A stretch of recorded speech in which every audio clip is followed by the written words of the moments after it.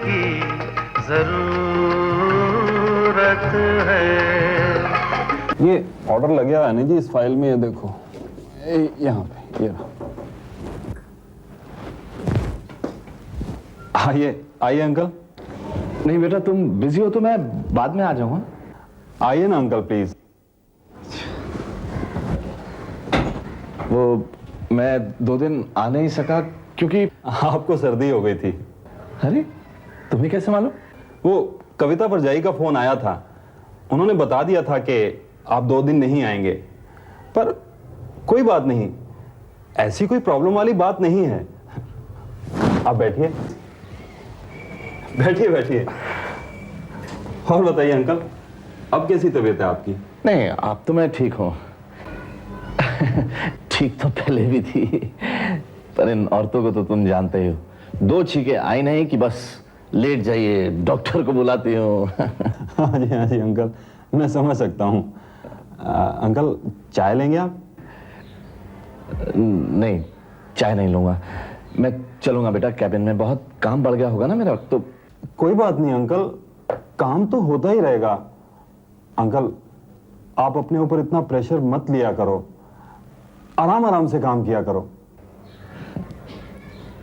तुम मेरी इतनी चिंता मत किया करो बेटा, मैं चलता हूं। अच्छा।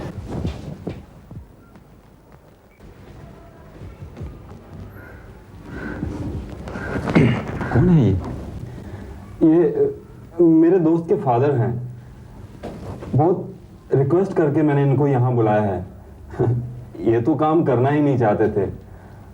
वैसे भी चड्ढा साहब, एक्सपीरियंस का बहुत भरमार है इनके पास, और एक्सपीरियंस लोगों की तो वैसे भी काफ़ी कमी होती है, और वैसे भी इन पर मैं बहुत सी बातों का भरोसा भी कर सकता हूँ।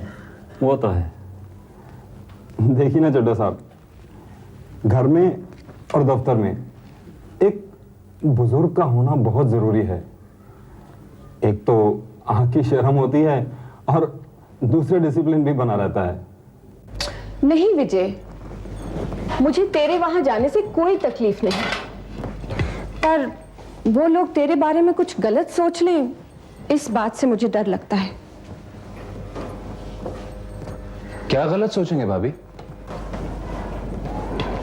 यही कि शायद तू वहां कविता की वजह से जाता है, या फिर करण को नौकरी पर इस वजह से रखा है कि वो। भाभी वैसे कुछ हद तक तो वो ठीक ही सोचते हैं। क्या तूने करण को नौकरी पर इस वजह से रखा है कि वो। नहीं भाभी, मैंने करण को नौकरी पर इस वजह से नहीं रखा कि मैं कविता को चाहता हूं। करण मेरे पास अपनी मेहनत और अपनी काबिलियत की वजह से है, और शायद उससे भी बड़ी वजह यह है कि मेरी बहन श्रुति उसे बहुत चाहती है।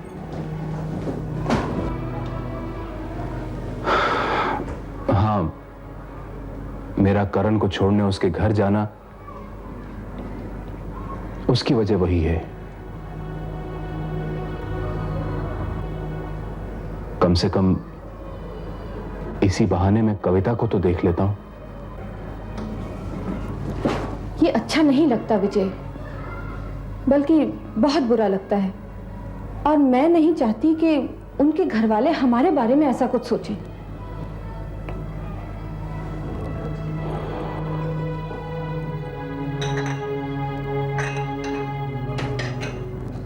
नहीं सोचेंगे भाभी। कैसे नहीं सोचेंगे? तुम जरा सोचो विजय, जब विशाल वहां था तब तो तू नहीं जाता था, और अब अचानक रोज रोज वहां जाना।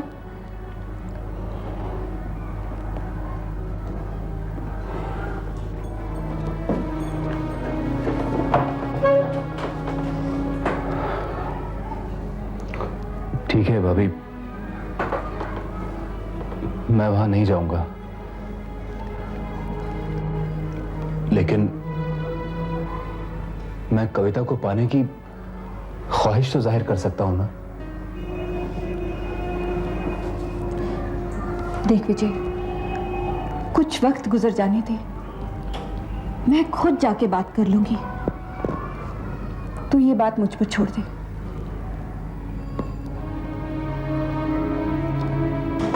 बस जी, तब तो लंच क्या करना होता था, घर से तो कुछ लेकर चलते ही नहीं थे। हाँ दोपहर को एक गिलास टमाटर का जूस या एक गिलास गाजर का जूस सारी सर्दियां गाल लाल रहते थे एकदम। आपको साहब ने बुलाया है अपने कैबिन में। मुझे ये क्या पागलपन है नीना? नहीं करेगी कविता शादी, बिल्कुल नहीं। और वो शादी करना भी चाहे तो भी मैं एक घर में 2 बेटियां कभी नहीं दूंगी। माँ, कविता की दोबारा शादी से आप नाराज हो या फिर एक ही घर में 2 बेटियां होंगी इस वजह से? पर तुम क्यों चाहती हो कि उसकी शादी हो? माँ, इसमें बुराई ही क्या है? कविता की क्या उम्र है इस वक्त? और फिर विजय बहुत अच्छा लड़का है, अच्छा कमाता है, और तुम तो जानती हो ना कि वो उसे पहले से चाहता था। वो उसे कभी दुखी नहीं रखेगा। बेटे, ये सब कहने की बातें होती हैं। आज वो उस कविता को चाहता है जिसे उसने शुरू से देखा है।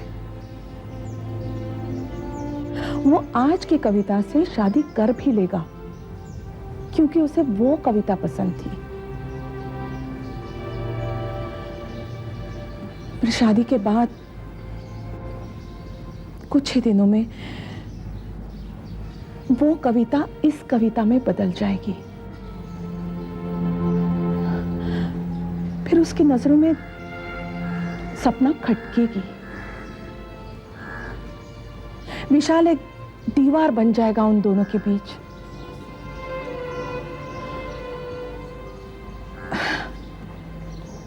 कविता जब भी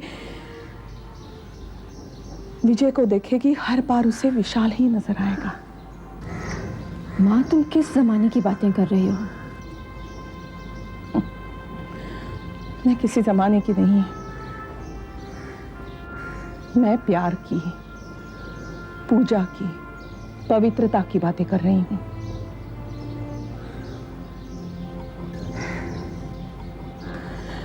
शायद आज की पीढ़ी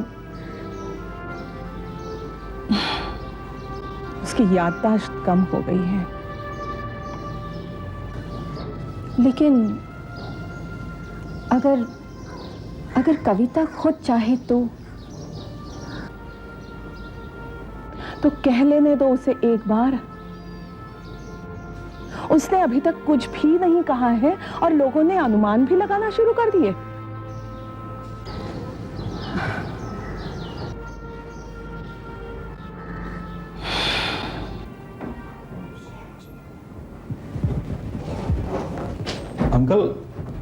अंकल आप क्या लंच कर रहे थे?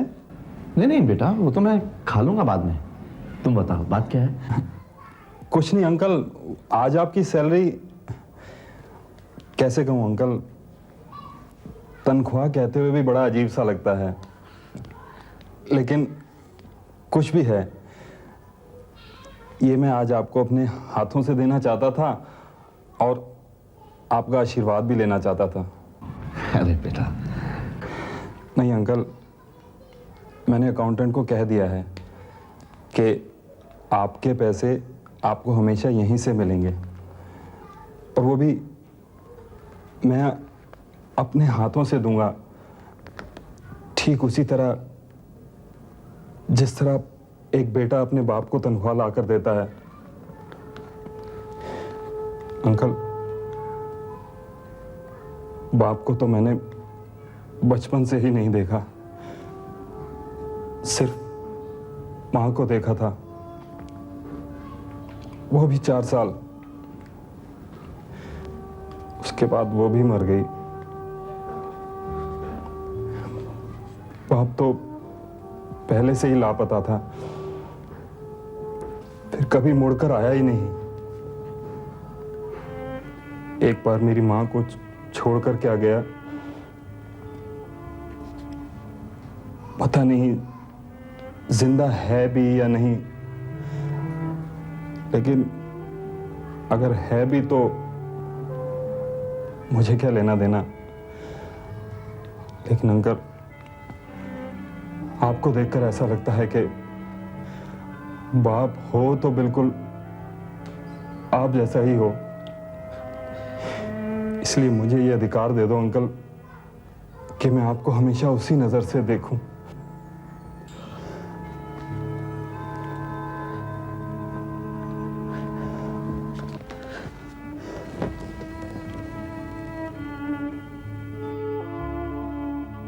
पापा जल्दी आशीर्वाद दीजिए ना, ऐसे झुके झुके तो मेरी पीठ टूट जाएगी।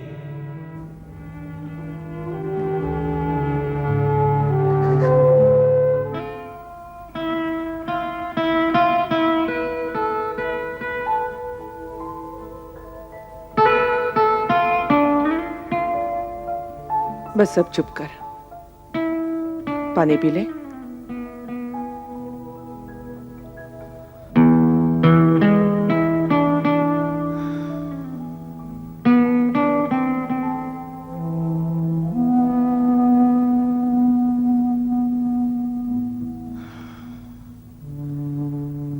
ऐसा तो होगा ही।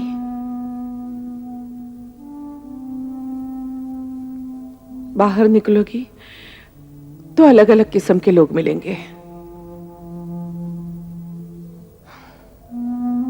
और तुम्हारे माथे पर तो तुम्हारी कहानी लिखी हुई है ना।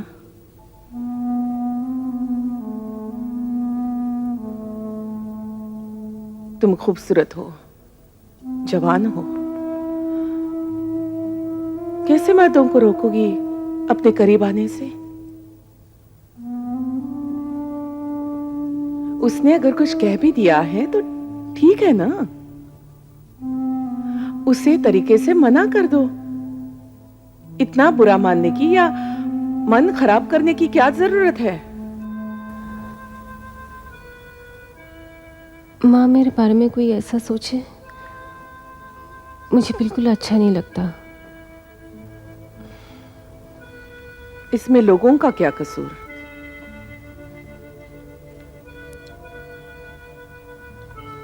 माँ अगर मुझे कोई देख भी लेता है तो मुझे लगता है जैसे मुझसे कोई बहुत बड़ा गुनाह हो गया है, कसूर हो गया है, जैसे मैं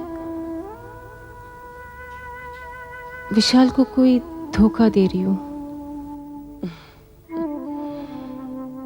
यह तो अजीब पागलपन है। बिना कोई जुर्म किए तुम खुद को कसूरवार ठहरा रही हो। देखे कोई और गुनाह तुम अपना मानो।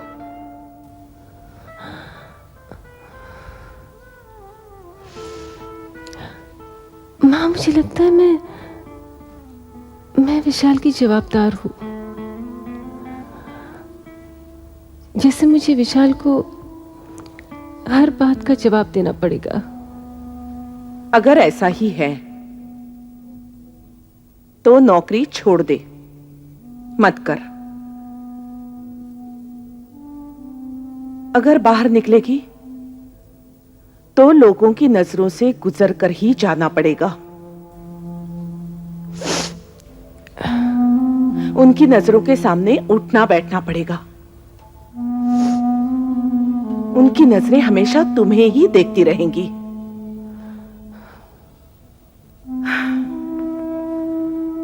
और कभी कभी नजरें बहुत चुप जाती है बेटे।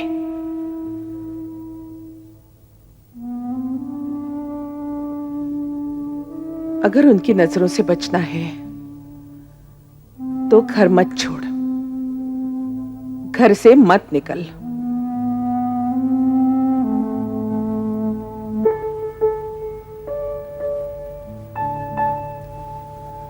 क्या बात है उमा, प्लीज मुझे साफ साफ बताओ। तुम इस तरह मेरे साथ पहेलियां बुझाओगी तो मैं क्या समझ पाऊंगा? अच्छा, सुबह तो बड़े प्यार से कह रहे थे कि मैं सब समझ गया। उमा, मैं तुम्हारे बिना बिल्कुल अधूरा हूं। मैं बहुत अकेला हो जाता हूं तुम्हारे बिना। जब तुम मुझे इग्नोर करती हो या मुझसे हंसकर बात नहीं करती हो तो मैं एकदम कमजोर पड़ जाता हूं। इसमें कमजोर होने वाली कौन सी बात है? श्रुति है तो सही। उमा, श्रुति तुम्हारी जगह कभी नहीं ले सकती। जो तुम मेरे लिए हो, श्रुति मेरे लिए कभी नहीं हो सकती, कभी नहीं।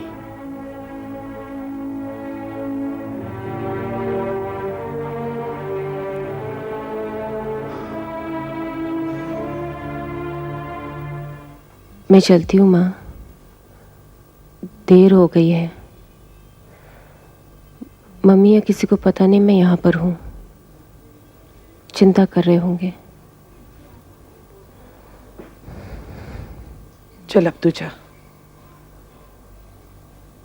मैं छोड़ाऊं?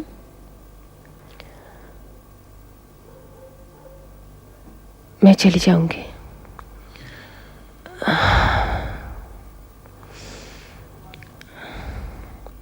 उमा कहाँ है? नीचे करण के साथ बात कर रही है। करण भी यहीं पर है?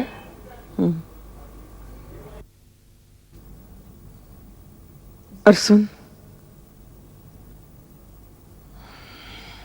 इन सारी बातों को नजरअंदाज कर दे।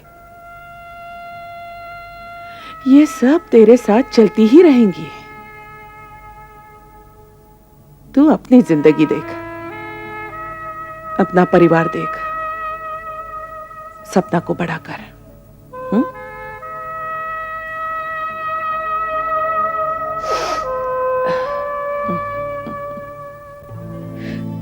करण, मैं तुम्हें किसी के साथ नहीं बांट सकती, और मैं देख नहीं पाती।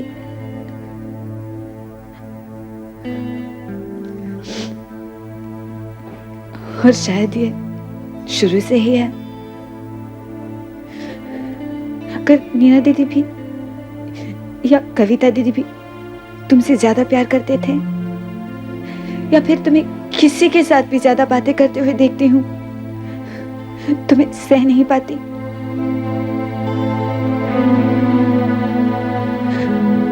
ऐसा क्यों होता है, किस लिए होता है,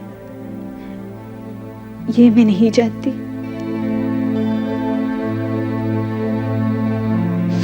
मगर ऐसा ही है।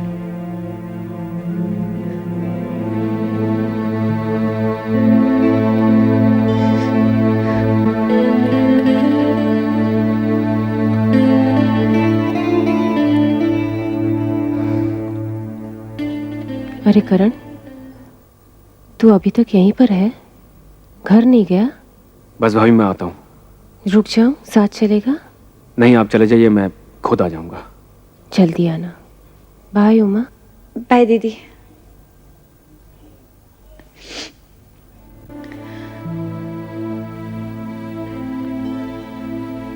उमा, ये सब कुछ मेरे साथ भी होता है।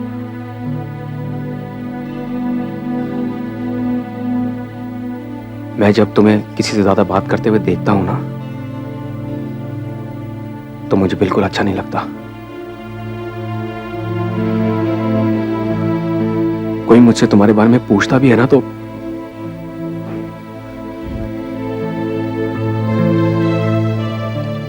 मैं भी तुम्हें किसी के साथ बांट नहीं सकता हूं मां।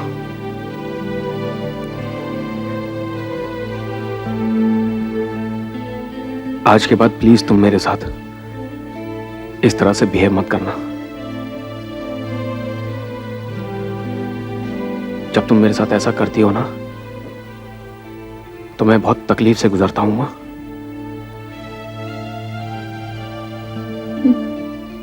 मैं भी। तो फिर तुम ऐसा नहीं करोगी ना? It depends on you. मैं वो चीज ही नहीं करूंगा जिससे तुम्हें ये करना पड़े। मैं भी वो चीज नहीं करूंगी जिससे तुम्हें तकलीफ हो।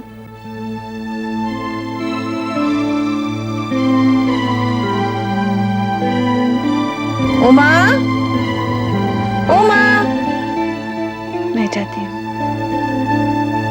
ठीक है।